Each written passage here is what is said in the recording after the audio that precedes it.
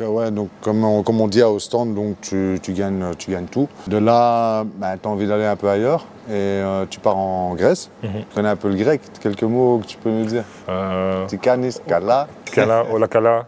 Kala ici, ouais, je connais un peu, vite fait. Mais... Donc ça a été pour t'adapter tout ça? L'adaptation, c'est pas facile, parce qu'en fait c'était un très gros club en Grèce, c'est top 4 de Grèce. Mais le problème c'est que quand on entend top 4 en Grèce, on a certaines attentes, et quand on arrive là-bas, ben, c'est pas vraiment ce qu'on attend, parce que professionnellement le club n'était pas si professionnel que ça. La Grèce aussi, il y a des retards de paiement, t'es loin de ta famille, t'es loin de tout, donc je pense que ça a été compliqué, mais après, moi, comme j'ai dit, ma vie c'est le basket, donc que ce soit compliqué en dehors du basket, si après je peux m'exprimer sur le terrain, ça peut remplacer beaucoup de choses extérieures. C'est un peu une espèce de thérapie le basket pour moi. Genre, quand j'ai des soucis, quand ça va mal, ben, le fait de pouvoir jouer, ben, ça m'enlève tout ce stress et toutes ces choses non nécessaires qui peuvent me causer du mal. Mais le problème c'est qu'en Grèce, au début ça allait. On a changé d'entraîneur, donc l'entraîneur qui m'a fait venir, ils l'ont changé pour une autre personne qui ne me voulait pas évidemment. Et là c'était très compliqué parce que loin de tout, ça se passe pas hyper bien en dehors du basket. Et en plus à ce moment-là, j'ai pas beaucoup de temps de jeu, j'ai aucun soutien auquel je pourrais me raccorder. Donc non, ça a été très compliqué. Et donc je pense que peut-être que mentalement je n'étais pas aussi fort que je le pensais. Et des fois il faut juste se l'avouer, hein, parce qu'on se dit oui on est le meilleur mentalement, on est le plus fort, rien ne peut nous atteindre. Et puis il nous arrive des moments où ça devient plus compliqué et là on se dit ah ouais, je pensais être si fort mais au bout d'un moment il y a des moments des choses arrivent qui nous dépassent. Et comme tu disais dans une des questions, la cohésion entre un entraîneur et un joueur, ben là il n'y avait rien du tout entre moi et lui et c'était très compliqué. Et le fait aussi que tu sois, c'était je pense la première année où tu te retrouvais aussi hors de la Belgique, est-ce que ça t'a affecté toi personnellement beaucoup, le fait d'être loin de ta famille, des trucs comme ça? Est-ce que c'est des choses qui peuvent être quand même assez dures? Et puis, si c'est dur, de quelle manière est-ce que tu as fait pour vivre avec? De quelle manière? Ben, déjà en Belgique, comme j'ai vécu toute ma vie, j'ai mes propres habitudes. Donc quand quelque chose se passe mal, je vais là, peut-être je vais dans ce resto, je vais dans ce cinéma, je vais voir certaines personnes. Étant loin de tout ça, il n'y a pas ces repères. Me dire, ah oui, mon soutien il est là, je ne l'avais pas, c'était très compliqué. Donc ouais, ça a été une étape compliquée. Mais comme j'ai dit, chaque étape dans la vie permet de grandir. Et je pense que cette étape m'a fait beaucoup grandir et m'a rendu beaucoup plus fort qu'avant. Il y a quand même une partie positive en fait, en fin de compte, surtout au niveau de... ça t'a renforcé en fait pour mieux revenir de... Ouais, au moment même, on se dit, ah ouais, non, rien m'a servi là-bas. Mais en y repensant et en faisant vraiment, en prenant du retrait et en regardant la big picture, je pense que non, ça m'a vraiment beaucoup appris dans le monde pro. Parce que j'étais dans une équipe très talentueuse, mais je pense que c'est la pire équipe que j'ai jamais jouée dans ma vie. Pas au niveau des joueurs, mais juste que l'équipe en elle-même, on n'était pas du tout une équipe. Et là, j'ai compris qu'il faut être un sport collectif, mais quand tu joues à l'étranger, chacun joue pour sa pomme et pour faire des stats et pouvoir avoir un meilleur contrat l'année d'après. Et donc, ouais, moi, je n'étais pas préparé à ça parce que j'étais dans une culture de la gagne, une culture où on jouait au stand, où tout le monde jouait les uns pour les autres et le but final, c'était de gagner. Là, à l'étranger, c'est juste avoir le plus gros contrat, le plus gros salaire. Et donc, c'était pas du tout un basket qui me convenait. Et j'arrivais pas à faire ma place dans un milieu pareil. Et donc, de là, la saison même, tu pars en direction Orléans.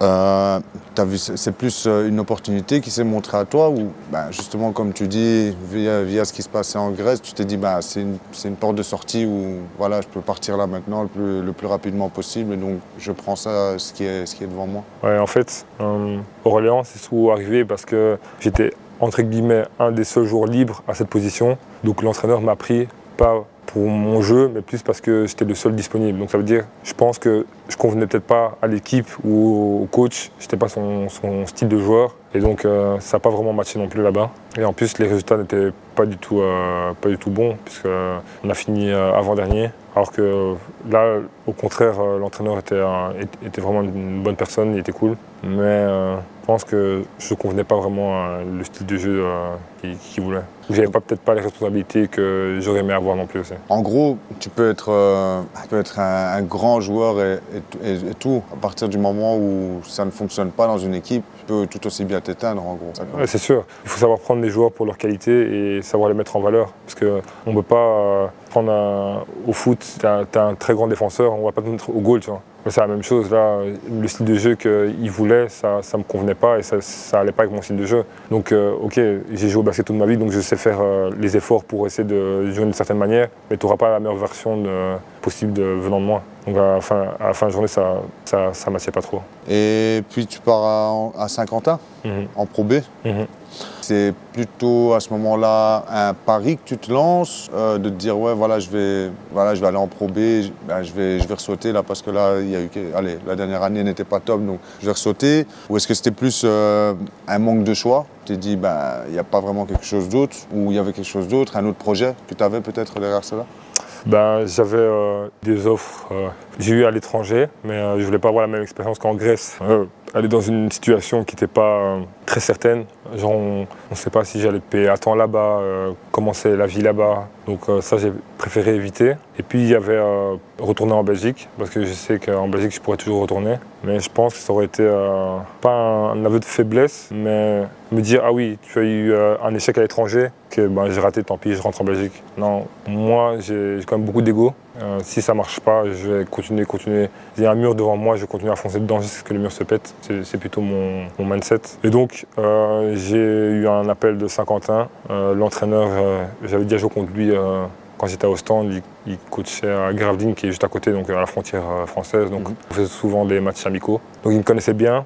Et la façon dont il m'a parlé, j'ai senti une bonne connexion. Il me connaissait, il a vraiment bien jugé mon style de jeu et comment il pourrait m'utiliser. Donc ça m'a fait plaisir. Et dans le sport, quand un coach te veut vraiment, il faut toujours y aller. Il faut toujours aller dans une équipe où le coach te veut vraiment, où tu le sens. C'est ce que j'ai senti. Et donc j'ai été à Saint-Quentin en Pro B. C'était un peu, c'était pas mon objectif de base. Mais je me suis dit, il faut que je me refasse une santé. Et des fois, il faut reculer pour mieux avancer. Et c'est ce que j'ai voulu faire en allant à Saint-Quentin. Et je pense que ça a fonctionné parce qu'on a fait une très belle saison. On n'était pas dans les favoris, on n'avait pas un des plus gros budgets de la Ligue en Pro B. Mais malgré tout, on avait une très très bonne équipe et de très bons joueurs. Et donc on a eu ce titre à la fin. Et, avec tout ça, tout ce qui était en club, tu as eu pas mal d'expérience déjà dans trois pays différents. Quelle est on va dire, peut-être certaines grosses différences que tu vois entre les trois championnats que tu pourrais nous dire? Que l'un n'est pas comme l'autre, car il y a ça, ou quelles sont les grosses différences que tu as ressenties? Déjà en Belgique, la pression est beaucoup moindre qu'à l'étranger. Déjà parce qu'on est belge et on va dire un étranger, c'est plus compliqué parce qu'il y a tellement de joueurs dans le monde qu'on peut te changer. Mais en Belgique, tu as le droit à 6 joueurs belges. Donc, on n'est pas tellement à faire du basket, mais on n'est pas tellement à avoir un niveau pour jouer en division 1. Donc ça veut dire que c'est toujours les mêmes qui vont tourner de club en club. Donc que tu joues mal ou que tu joues pas bien, tu te dis ok, au pire je vais dans une équipe un peu plus basse, mais tu auras toujours ton travail. Mais à l'étranger, c'est complètement différent.